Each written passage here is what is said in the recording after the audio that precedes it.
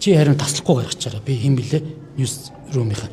Дандаа ингэ таслаад байгаа. Өргөн барьсан хууль дээр байр суурь илэрхийлэх үү? Би хэлсэн шүү дээ.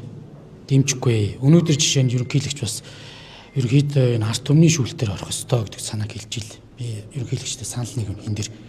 Энэ ард түмний одоо шүүлтгдэг буюу энэ агуулга бол угаасаа сонгуулиар дүнгээ тавьдаг. Хэнийг дахиж сонгохгүйгээ шийддэг юм зүйл байгаа.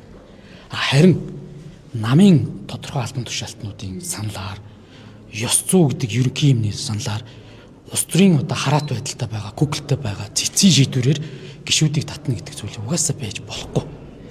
Энэ ингэж хардаа гой зүйлийг ярьж байгаа цаашаа өөр юм яриад байгаа хгүй. Агуулгын эсрэг юм ярьж байгаа. Тэгэхээр би ингэж ерөнхийлөгчд тэр мэдээлэл бэлдэж өгч байгаа залуучууд бол цаашаа өөр юм яриад байна л гэж би хэлмээр байгаа. Шулуух хэлэхэд. Ерөнхийлөгч өнөөдөр байр суурийг би харлаа шүү дээ. Тодорхойлж ирж илээ. Энэ дээр санал нэг байна. Үнэхээр одоо хариуцлага гинбуруутай юмнууд нь гараад ирвэл хариуцлага хүлээн. Гол нь энэ өөрөө эргээд ерөнхийлөгчийн үзэл санаа буюу тэр ард түмэн дүнгээ тавиад асуудал шийднэ гэдээ өөрөө хүртэл хэлж байгаа шүү дээ. Ард түмний шүүлтээр орох хэрэгтэй. Гэтэл энэ хуулийн өргөн барьсан төсөл нь шал эсрэгээрэл байгаа. Энийг та хэд бодно үсттэй. Тэгээд төслөөсөө эсрэг юм ярьсан гэсэн үг юм уу? Гэхдээ би зүгээр яг ерөнхийлөгчийн байр суурийг харлаа шүү дээ. Ард түмний одоо шүүлтүүрээр орох ёстой энэ төр гэдээ ярьж ил. Харин хуулийн төсөл төр чинь нам. Дээрэс нь энэ үндсэн хууль болоод бус хуулиудаар чинь гишүүдийг жагсаалтын бус гэж ялгаж байгаа их зүйн байдлыг ингэж авч үзэж байгаа юм байхгүй шүү дээ. Тэгэхээр юу хэлэх гээд байна гэхээр жишээ нь жагсаалтын асуудлыг ярих гэж байгаа бол энэ чинь хууль үндсэн хуулийн асуудал биш шүү дээ.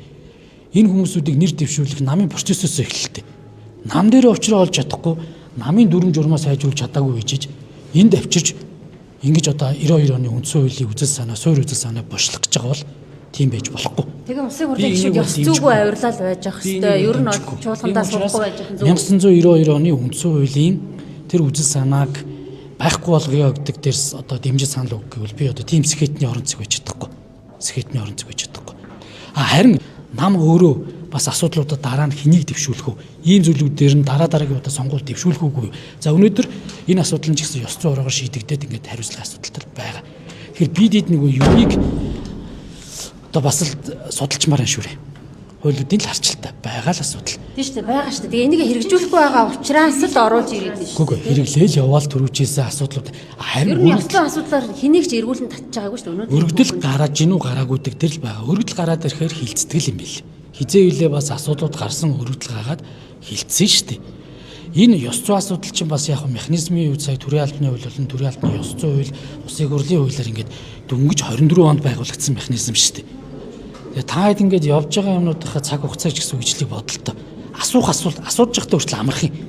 Ядаж эхлээд энэ хууль хизээ батлагдав. Энийний дараа ямар кейсүүд гарав.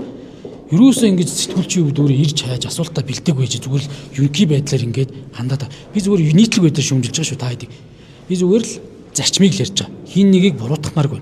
Тэгэхээр хэдүүлээ. Харин тэр чинь мэдчихэж байгаа шүү дээ гişүнэ. Ер нь бол хуулиндаа байна, тэрийгэ хэрэгжүүлэхгүй байна. За тийм учраас ерөнхийлөгчдэр хуулийг чинь амьлуулад ийм хуулийн төсөл оруулж ирээд байна гэж. Ерөнхийлөгч энийг амьлуулах хууль санаачлах эрх байхгүй. Би шулуух хэлчихэ. Та нар өнөөдөр legal info-цыг хэмээн дээр ороод хуулийн 36 дугаар зүйлийг хар.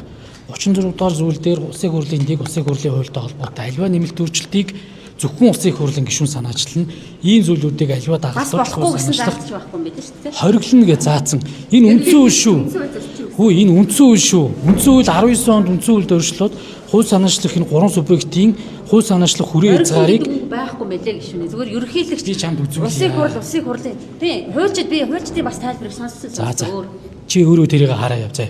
Үнэхээр ингэж одоо чиний нүд чин өөрөө харах болцоогүй эсвэл уншаа тэрийг ойлгох болцоогүй бол одоо тийг яах вэ?